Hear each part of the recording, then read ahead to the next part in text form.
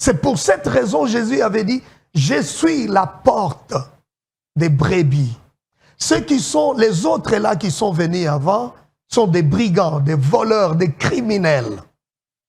Ne passez pas par ces gens-là, ne suivez pas leurs enseignements, les enseignements des rabbins, les enseignements du judaïsme moderne talmudique, les enseignements du gnosticisme. Je suis les seuls qu'on me porte. Voilà ce que représente cette porte qui est du tabernacle, parce que c'est Dieu lui-même qui demeure au milieu de son peuple. Et là encore, dans le Nouveau Testament, il nous donne une très belle image. Quand les brebis entraient, les bergers faisaient entrer les brebis dans la bergerie, lui-même, le berger dormait à la porte, en travers, pour que les brebis qui sont à l'intérieur ne sortent pas et les loups qui sont à l'extérieur n'entrent pas. Alors Jésus dit, moi je suis cette porte-là. Une autre façon de dire, le berger c'est lui la porte. Jésus c'est lui la porte. Que ceux qui nous suivent, restons en Jésus. Suivons Jésus qui est la seule porte pour notre salut. Ne soyons pas tentés pour tomber dans les enseignements gnostiques, rabbiniques, kabbalistiques. Ça, ce n'est pas la porte. Mutombistique. Il y a une seule porte et pas deux. Donc, pour accéder au paradis, il n'y avait qu'une seule porte. Voilà.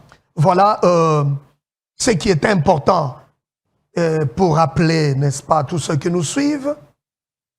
Mais voilà, cette fois-là, quand nous sommes à l'intérieur de la tente d'assignation, il y a deux compartiments. Nous sommes au lieu saint. Voilà. Et au lieu très saint. Très Donc, saint. c'est le deuxième compartiment. Là où c'est couvert. Oui. Donc, il y a d'abord le grand compartiment, Oui. qui est la grande clôture qui constitue de part et d'autre le parvis, tout en tournant toute la parcelle. Exact. Ok, comme on l'a vu aux premières images. Voilà. Maintenant, lorsqu'on entre, il y a deux compartiments à l'intérieur. Oui, il y a deux compartiments. Il y a le lieu saint et le lieu très saint.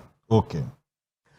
Si je peux commencer avec le deuxième compartiment pour revenir au premier. Allez-y. Dans le deuxième compartiment, qui est le lieu qu'on appelle très saint, le saint des saints. Le saint des saints. Là résidait l'arche de l'alliance. Et sur cette arche de l'alliance, là, il y avait le propitiatoire, que j'appelle le lieu des rencontres. Voilà.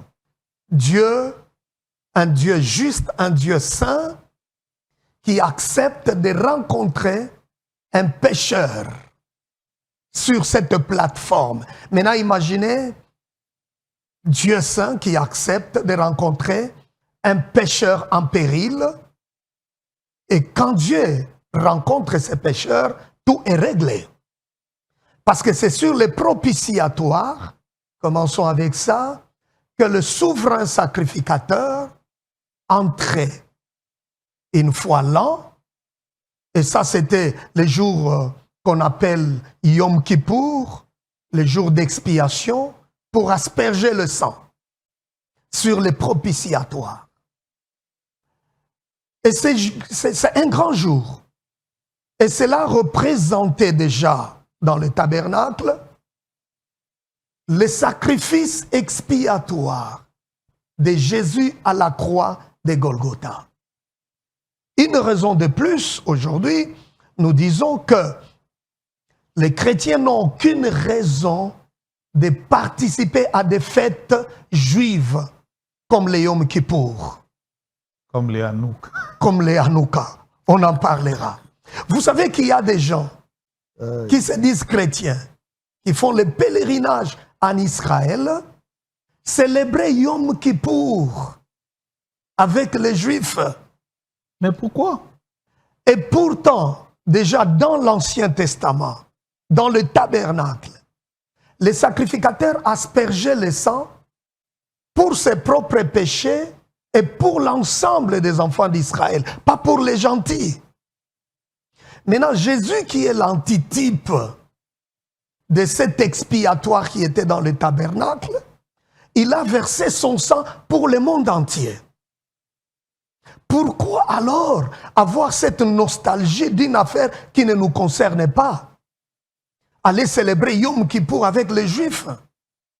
Je me demande, c'est par ignorance ou c'est par envoûtement? C'est par kabbalistique. Par kabbalistique, peut-être comme vous le dites. Parce que Jésus est l'antitype. La Bible dit Jésus est notre expiatoire. Notre sacrifice. Notre sacrifice, c'est le sacrifice ultime. Notre propitiation. Donc on n'a pas besoin d'aller encore avec les Juifs célébrer Yom Kippour. Je vous donne un exemple dans la Nouvelle Alliance.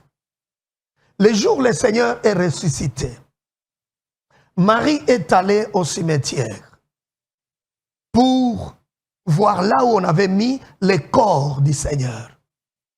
Pendant qu'elle pleurait, elle jette les regards dans le sépulcre. Qu'est-ce qu'elle va voir? Elle voit deux anges qui étaient assis, l'un à la tête de là où était le corps du Christ et l'autre au pied. Et cela représente quoi? Ça représente, parce que là où il y avait le corps n'était plus là. C'est ça l'antitype du propitiatoire dans le tabernacle.